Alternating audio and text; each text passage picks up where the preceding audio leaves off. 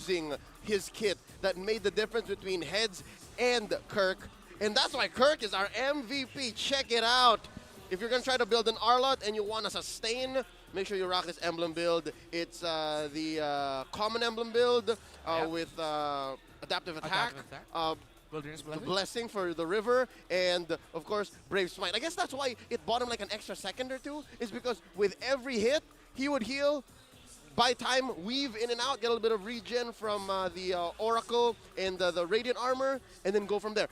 Again, something tells me this was a 22-minute game, yeah? He was juggling items. He picked up the Fury Hammer in the heat of battle just to be able to close off those stragglers, the extra 1, 2 HP heroes from TNC, and that's what allowed for them to go for the eventual, wipeout. Yeah, we talked about hope when it came to two teams, but now for Minana Evos, they found hope in an unexpected source in their newest EXP laner, the question mark in their chemistry, Kirk. Good for the young man, impressive. And again, this isn't his first time in MPLPH. He was previously a member of RSGPH, if I'm not mistaken. But this is the first time we really got a good introduction to him. Yeah, and you know what? You can't really like bonk Heads here. He did pretty good in those early ones. Maybe at the later parts of the game, he just didn't have as much confidence as he used to in the mid game, right? So I know it's a big question as well. Target priority maybe for Hatred. It was hard for the guy. I mean, it's a Gushin. You take what you can get. Whoever's in range who looks like a good target, you have to go for it. Eventually, I think TNC ran out of time and space on the map to find those pickoffs, to find those moments wherein it was unpunishable. And here they tried to go for the same trick, right? The same trick in the same corridor, and then Minana Evos was just all the wiser. They knew this. They lost this fight earlier as well, so now they can't do it again. And you did mention it earlier, Leo, that as the game goes on longer, once Minana Evos have locked items, similarly to TNC Pro Team, it's going to be a much better time for them. So we now look at the post-game stats and everything that's happened. Minana Evos, I feel like with Kirk getting the MVP there, his Arlot feels like it had the most difficult role in Minana Evos. It had the role that mattered the most when it was the most difficult, actually. If you're winning, you're fine. But if you're losing, it was actually Kirk who put in those last 2 miles to finish the marathon for Minana Evos. And again, everyone else was payoff.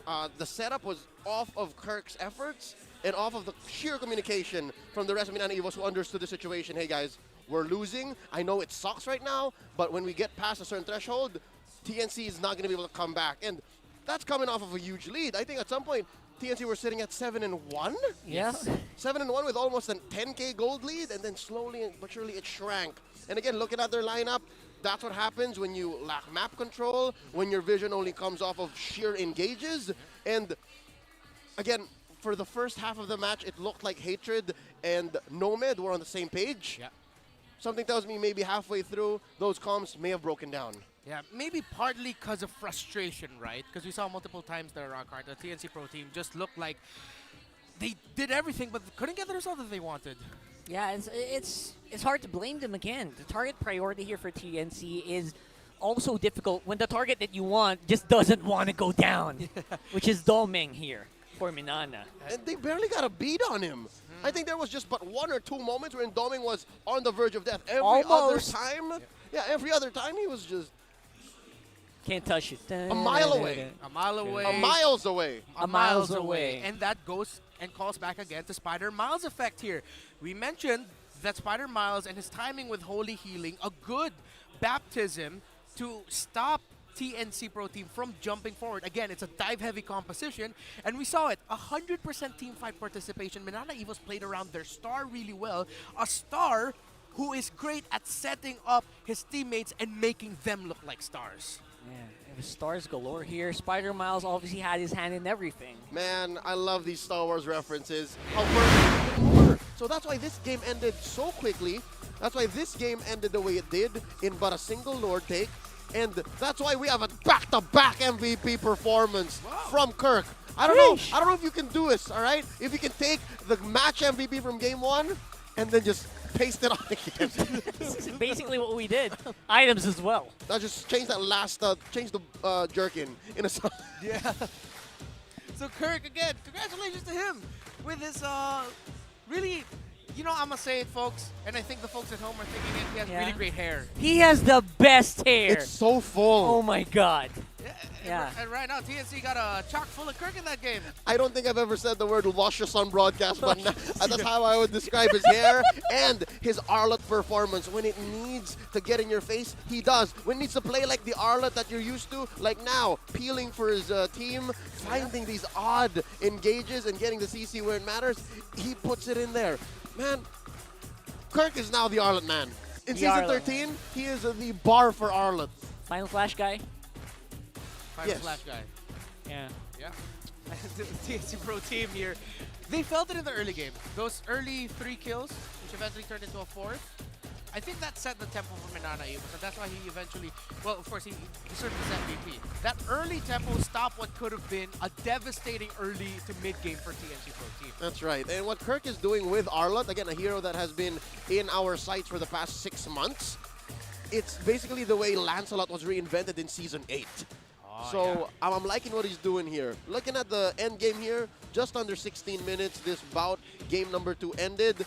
Looking at the emblem builds, again, fair to say, Doming was waiting for a power spike. Doming was waiting for that clear lane win. And Yasuo had the better emblems, the better kit to start. But again, they did not take advantage of that. There was very little action for TNC in that gold lane. Now looking at the rest of their item builds, something interesting to note was how Hatred was building elsewhere. How he was going towards this Glowing Wand, Lightning Tranche, and Divine Glaive approach. Who knows where else he would have gone if they were winning, if he had more gold on him. Yeah. With that dire hit too. Would have been interesting. We saw a glimpse of it in that little turnaround that TNC were able to find themselves alongside Yasuo. That's right. That's true. And again, that same build needs follow through. It needs more input. And the fact that he was one of the reasons why it was working, or at least in that one big team fight where he hid in that wall bush, that could have been the difference maker. But again, for many different reasons, Heads wasn't online as soon as he needed to be. Imagine Heads gets the ult, traps 2 dudes, full-on combo, plus the dire hit. That would have been the dream for TNC. That's exactly what we saw in so many tournaments prior to this, where they just maximized that CC and they were able CC to... the hero. The hero. There you go. Thank you. Chi-Chi? I think I really know it's CC. I think it's... Yo-yo let's have a podcast about that.